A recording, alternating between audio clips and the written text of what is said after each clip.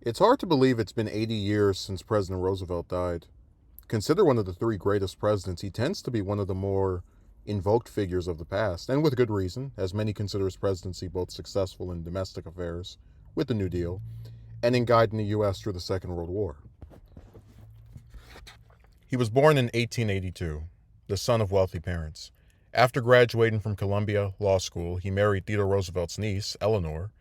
He was an early backer of Woodrow Wilson's 1912 presidential campaign and was rewarded with a position in his administration as Assistant Secretary of the Navy. He was the Democratic Party's vice presidential nominee in the 1920 election as the running mate for James Cox. Shortly after losing that election, he contracted a virus that left him paralyzed from the waist down, to the belief that his career was over. During the recovery, he began taking up in Warm Springs, Georgia, where he met many similarly paralyzed but financially less fortunate people, putting him more in tune with the lives of the American working class. As New York Governor Al Smith wanted to step down from the governorship to focus on his 1928 presidential campaign, he chose Roosevelt to succeed him, the latter pursuing progressive priorities while in office. Much of Roosevelt's first election to the presidency was not so much that he was charismatic or even had good policy proposals, as he said almost nothing of foreign affairs during the entire campaign. He was in the right place at the right time. Almost any Democrat could have defeated Hoover in 1932, as the Great Depression soiled any chances for him to get reelected. And when you add in his treatment of the bonus marchers, it was a fatal combination. One has to pay attention to the men who made Roosevelt president. Al Smith, more responsible than anyone else for FDR becoming New York's governor, which at the time was a guarantee in the national politics. And ironically enough, his opponent, both in the 1932 Democratic primary and throughout his presidency, Lewis Howe, the aide that could deliver votes for Roosevelt without him having to lift a finger, James Farley, the very talented spokesman who, in spite of his lack of policy prowess, more than made up for it with his backroom dealing. His cabinet was probably one of the best assembled. You had Henry Morgenthau as Secretary of the Treasury, Harold Ikes as Interior Secretary, Cordell Hull as Secretary of State, and Frances Perkins, the first woman in the U.S. cabinet. The first term saw one of the largest expansions of the federal government with programs like the Securities and Exchange Commission and the Social Security Act. His tenure brought about the focus on the first 100 days, as this is when a president is expected to pass legislation that is the most important to them. The New Deal was one of the largest expansions of the federal government in American history. Part of what makes Hoover so disgusting is that while people were suffering from the lack of jobs during the Depression, he did very little, believing things would recover if local governments and private enterprise worked hand in hand. The New Deal programs fostered the ideology of government intervening in the lives of civilians, because when it doesn't, and matters are left to corporations, the businesses are always going to put themselves first. It's hard for many of us to imagine a world without Social Security or any other safety net program.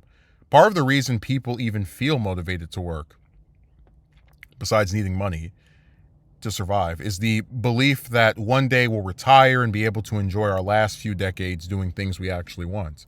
That was not the case in pre-Roosevelt America. A constant through Roosevelt's presidency was a lackluster civil rights record. I don't think he was anywhere near as bad as the last Democratic president before him, Woodrow Wilson, who expanded segregation in the federal government. And I understand he thought focusing on the promotion of rights for blacks would anger Southerners and thereby harm the New Deal coalition. That being said, it's really frustrating to think of this transformative president, this spokesman for the downtrodden, the Democrat who first gained the most votes from blacks since Reconstruction, finding himself either unable or unwilling to make any strides towards civil rights.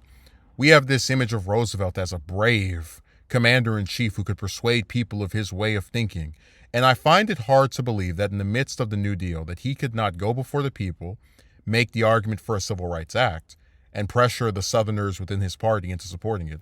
Some could argue that he was a man of his era, but presidents before him like Grant openly supported the rights of blacks. Not to mention his own wife was very outspoken on the subject. This is a big part of why I've always preferred Truman and LBJ to FDR, because in spite of being Southerners, both made significant advancements in civil rights during their respective presidencies. The decision to seek a third term was controversial back then and now. It's always important to remember that plenty of presidents before Roosevelt had contemplated or attempted to get a third term. You had the unsuccessful attempt of Grant, TR declining to run in 1908 before challenging incumbent President Taft in 1912. Really, the only thing stopping presidents from getting a third term before the 22nd Amendment was that most of them couldn't even get a second one. And the ones that usually did abstained from trying because of the precedent set by Washington. World War II was such a unique circumstance that I think it makes sense to not change leadership at such a serious period in history. It would be like if the Civil War went for 8 years instead of 4, and Lincoln survived to the 1868 election and wanted to run again. Would anyone really want to change presidents during such a conflict? Maybe if they thought a conclusion was hopeless, but you get the idea. The collaboration between Roosevelt and Churchill during the Second World War was vital to the Allies' victory.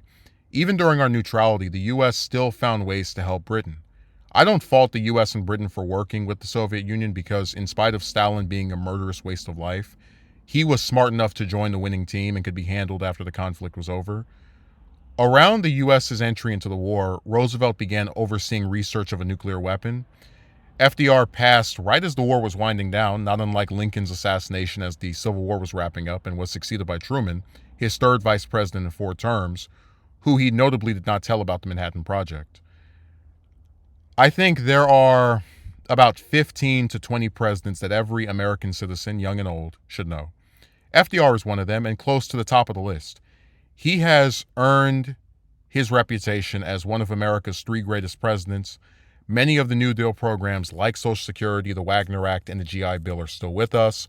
World War II was one of the most significant events in all of human history, and anyone who lives in the U.S. should know who was in charge of this country when it happened. Robert Caro, the LBJ biographer, says that history is a story.